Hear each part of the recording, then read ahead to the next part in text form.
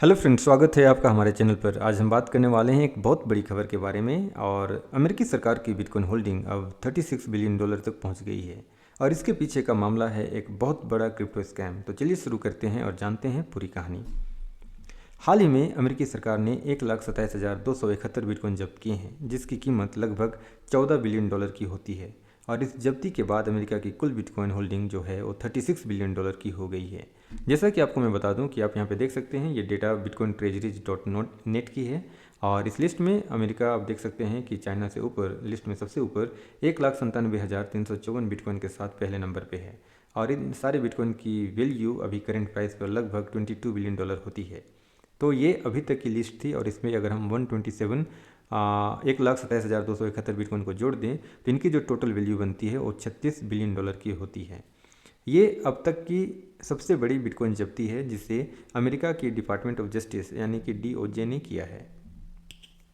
इस बड़ी जब्ती का मुख्य जो आरोपी है वो चेन झी है, जो कि एक पहले चीनी सिटीजन था और अब उसने हालांकि अपने देश की सिटीजनशिप छोड़ रखी है। अमेरिकी ऑफिशियल के अनुसार चेन झी ने कंबोडिया में वहाँ पे एक बहुत बड़ा क्रिप्टो स्कैम नेटवर्क चलाता था, जिसमें करोड़ों डॉलर का नुकसान हुआ है। और ये नेटवर्क सिर्फ इन्वेस्ट फ्रॉड तक सीमित नहीं था, बल्कि यहाँ पे वो कई तरह के अलग अलग फ्रॉड उसमें चलाता था, जिसमें से कि मनी लॉन्ड्रिंग और फोर्स्ड लेबर, ट्रैफिकिंग, टॉर्चर जैसे अपराध भी शामिल थे। इसके अलावे अगर हम बात करें तो इस बड़ी कार्रवाई में अमेरिका ने कई बड़े ऑर्गेनाइजेशन के साथ मिलकर काम किया था और यूके की सरकार के साथ भी तालमेल बनाया गया और लगभग 146 लोगों पर सैंक्शन लगाए गए, जिसमें चेन जी और उनके नेटवर्क से जुड़े लोग भी शामिल हैं। अमेरिकी ऑफिशियल का कहना है कि ये कार्रवाई अमेरिकन सिटीजन्स को फॉरेन स्कैमर से बचाने के लिए की गई है। इसके अलावे अमेरिका के ट्रेजरी सेक्रेटरी स्कॉट बेसेंट ने कहा है कि ट्रांजैक्शनल फ्रॉड ने अमेरिकन सिटीजन्स के बिलियन ऑफ डॉलर्स छीन लिए हैं। ट्रेजरी इस अपराध के खिलाफ कड़ी कार्रवाई कर रहा है और फ्यूचर में भी करता रहेगा। उन्होंने ये भी साफ किया कि अमेरिका बिटकॉइन खरीदकर अपने स्ट्रेटजिक रिजर्व में नहीं जोड़ रहा, ये सिर्फ जब्ती के जरिए जमा की गई होल्डिंग है। इसके अलावे मैं आपको बता दूं कि अगर हम स्ट्रेटजिक बिटकॉइन रिजर्व की बात करें, जिसको कि आज इलेक्शन जीतने के बाद डोनाल्ड ट्रंप ने भी कहा था कि अनाउंस करी थी कि वो अमेरिका में जल्द ही बिटकॉइन को स्ट्रेटजिक बिटकॉइन रिजर्व के तौर पर शामिल करेंगे। इसका ये मतलब है कि जिस तरीके से सरकार अपने जो फॉरेक्स होती है उसमें बिटकॉइन को भी इंक्लूड करना, जैसे कि गोल्ड और दूसरे ट्रेजरीज होते हैं, तो उसी तरीके से बिटकॉइन को भी अपने ट्रेजरी मतलब जो देश की जो फॉरेक्स होती है उसमें शामिल करना। अब यहाँ पे देख सकते हैं कि कई देश होते हैं, इसके लिए अलग अलग वो एक्चुअली रूल फॉलो कर रहे हैं ताकि वो अपनी जो स्ट्रेटजिक बिटकॉइन रिजर्व है उसको बढ़ा सके। अब हम यहाँ पे जानते हैं कि कंट्रीज ऐसे क्या क्या रूल फॉलो करते हैं जिससे कि वो बिटकॉइन को अपने होल्डिंग में शामिल कर सकें। सबसे पहला है कन्फिस्केट करना। जैसा कि आप जानते हैं, इंडिया में बहुत बड़े क्राइम या क्रिप्टो स्कैम हुए थे, जैसे कि बिट कनेक्ट स्कैम। और अगर हम अमेरिका की बात करें तो वहाँ पे एक स्कैम हुआ था बहुत पहले, वो हुई थी सिल्क रोड, जिसमें कि रोस उल्ब्रिक्ट शामिल थे। तो वहाँ पे काफ़ी बिटकॉइन को जब्त किया गया था और इन जब्त किए गए बिटकॉइन को सरकार अपने होल्डिंग में रखती है।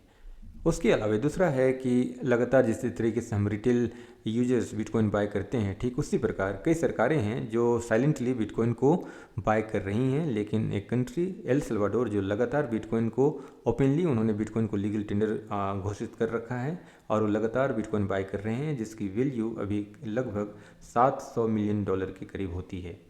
इसके अलावे कई कंट्रीज़ के पास डोनेशन के तौर पे भी बिटकॉइन मिले हैं और उन्होंने इसे अपनी होल्डिंग में रखी है, जैसे कि यूक्रेन। वॉर के टाइम यूक्रेन को काफ़ी बिटकॉइन डोनेशन के तौर पे मिले थे। उसके अलावा माइनिंग भी एक माध्यम है जिसके थ्रू कई कंट्रीज़ अपनी बिटकॉइन होल्डिंग बढ़ा रहे हैं। जैसे रिसेंटली आपने सुना होगा कि भूटान के पास काफ़ी बिटकॉइन होल्डिंग हो रखी है और लगातार हाइड्रो पावर का इस्तेमाल करते हुए बिटकॉइन माइनिंग कर रहे हैं। और अभी हाल ही में पाकिस्तान ने भी बिटकॉइन माइनिंग करनी शुरू करी है और अभी तक हालांकि उनकी ऑफिशियल कोई होल्डिंग अभी पब्लिक नहीं है। और इसमें आप देख सकते हैं कि जैसा कि मैंने अभी डिस्कस करा कि इस तरीके से यूनाइटेड स्टेट्स अभी तक इन्होंने बिटकॉइन बाय नहीं करी। इन्हें जब्ती के माध्यम से अभी इन्होंने $36 बिलियन की बिटकॉइन जमा करी है। चाइना भी लगभग $21 बिलियन की बिटकॉइन होल्ड करता है।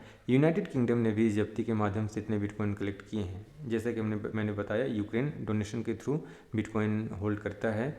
यूनाइटेड अरब अमीराट्स, यहाँ पे आप देख सकते हैं कि इनके पास इतना बिटकॉइन है। भूटान जो कि माइनिंग के थ्रू बिटकॉइन बाय होल्ड कर रहा है, और एल सल्वाडोर जो कि लगातार बिटकॉइन बाय कर रहा है। तो दोस्तों, इस मामले से हमें ये समझ आता है कि क्रिप्टो स्कैम्स अब सिर्फ छोटे स्कैम नहीं रहे, ये इंटरनेशनल लेवल पर भी फैल गए हैं। सरकारें, जो गवर्नमेंट्स हैं, ऐसे अपराधों से निपटने के लिए कड़ी कार्रवाई कर रही हैं, और सबसे बड़ी बात, बिटकॉइन की सुरक्षा और निगरानी अब और भी महत्वपूर्ण हो गई है। अगर आपको ये वीडियो पसंद आया हो तो इसे लाइक और शेयर जरूर करें, और हमारे चैनल को सब्सक्राइब करें। मिलते हैं अगली वीडियो में, तब तक के लिए जय हिंद।